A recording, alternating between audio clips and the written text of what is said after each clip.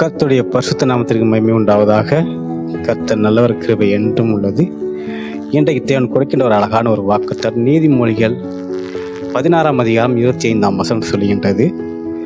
மனுஷனுக்கு செம்மையாய் தோன்றுகின்ற வழிகள் உண்டு, அதன் முடிவோ மரணம் என்று நாம் பார்க்கின்றோம். ஹல்லேலூயா.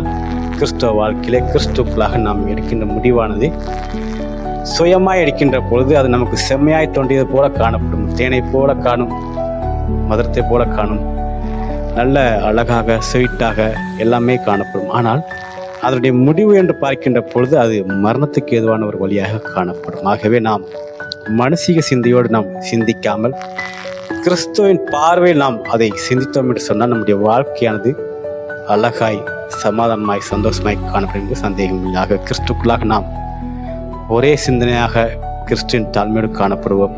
அவருடைய வார்த்தையின்படி நாம் மரணத்துக்கு செல்லும் வழியை மேற்கொள்ளாமல் அவருடைய ராஜ்யத்துக்கு செல்லும் வழியை மேற்கொள்வோம்.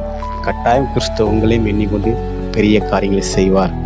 ஆகவே மனசீக சிந்தனையோடு நீங்கள் செயலை செய்யாமல், மனசீக சிந்தனையோடு நீங்கள் பாதையிலே நடக்காமல், கிறிஸ்துவின் ஞானத்தோடு கிறிஸ்துவனுடைய உபதேசத்தோடு நீங்கள் உங்களை வாழ கற்றுக்கொள்ளுங்கள். உங்கள் வாழ்க்கையானது கிறிஸ்துடைய சமூகத்திலே ஒரு அழகான ஒரு சமாதான ஒரு வாழ்க்கையை காணும்.